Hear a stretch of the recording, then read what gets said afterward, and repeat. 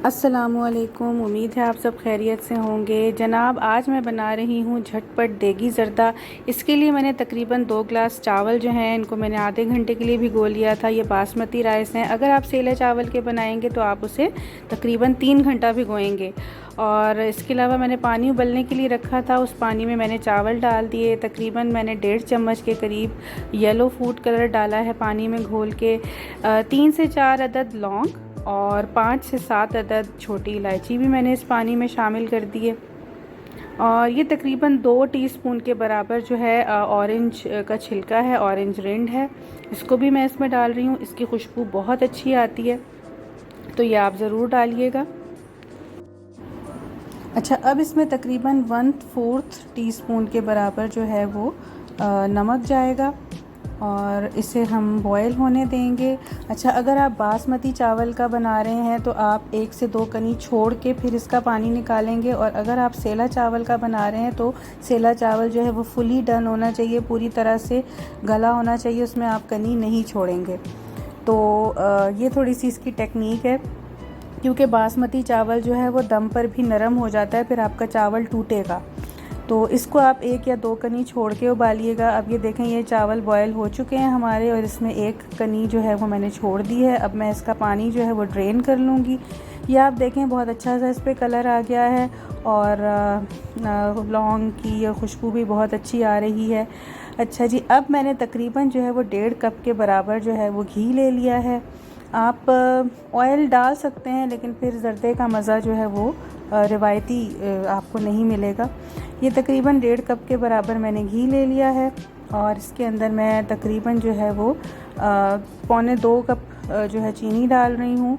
2 cup चावल थे तो थोड़ी सी मैंने चीनी जो है उसकी क्वांटिटी कम रखी है। आप चाहें, आपको ज़्यादा मीठा पसंद है तो आप 2 कप चीनी भी डाल सकते हैं। और ये तकरीबन मैंने तकरीबन इसमें जो है वो 1 से 1.5 टीस्पून के बराबर केवड़ा डाल दिया है। और अब इसमें हम डालेंगे तकरीबन जो है, इसको हम थोड़ा सा हम मिक्स कर लेंगे चीनी के साथ। ये हम इसमें 1 कप के बराबर दूध भी डाल देंगे, और इसे अब हमने इतना पकाना है कि ये चीनी जो है ये इसमें पूरी तरह से घुल जाए। अच्छा जी, चीनी जो है वो पूरी तरह इसमें घुल गई है, उसका दाना अब नज़र नहीं आ रहा। अब हम उसी जो है वो पतीले में चावल वापस डाल के उसके ऊपर ये जो हमने घी, दूध और चीनी का आमेज़ा बनाया था इसे डाल देंगे। इसे हम जो है वो थोड़ा सा इसमें हल्के हाथों से मिक्स करेंगे, और इसे अब हम तकरीबन मीडियम हीट पे 5 मिनट, और उसके बाद धीमी आंच पर हम इसे 10 मिनट के लिए दम पे रख देंगे, यहाँ तक कि इसका ये शीरा और ये जो आमेज़ा है ये खुश्क हो जाएगा और ये चावल आपके रेडी हो जाएंगे। जनाब, 10 से 12 मिनट हो चुके हैं और चावलों को बहुत अच्छा दम आ गया है। और अब हम इसके ऊपर जो है वो ये कुछ मैंने बादाम पिस्ते काट के रखे थे ये डाल देंगे। थोड़ा सा मैं इसके अंदर जो है वो ये थोड़ा सा खोपरा मैंने काट के रखा था, इसके बारीक जो है वो स्लाइसेस कर लिए थे। इसके अलावा थोड़ी सी मैं इसके अंदर किशमिश डालूँगी। इन चीज़ों की क्वांटिटी जो है वो आप हस्बे पसंद ले सकते हैं, जितनी आपको पसंद है। जो आपने स्किप करना है वो आप स्किप कर सकते हैं।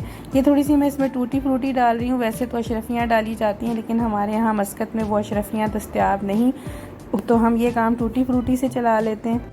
बस अब हम ये चीज़ें डाल के इसे मज़ीद जो है 1 से 2 मिनट दम पे रख देंगे। इस तरह कुल जो है वो 15 मिनट का इसको दम आ जाएगा। और बस इसको बहुत ज़्यादा नहीं हिलाना, वरना ये चावल जो हैं ये फिर टूटने लगते हैं।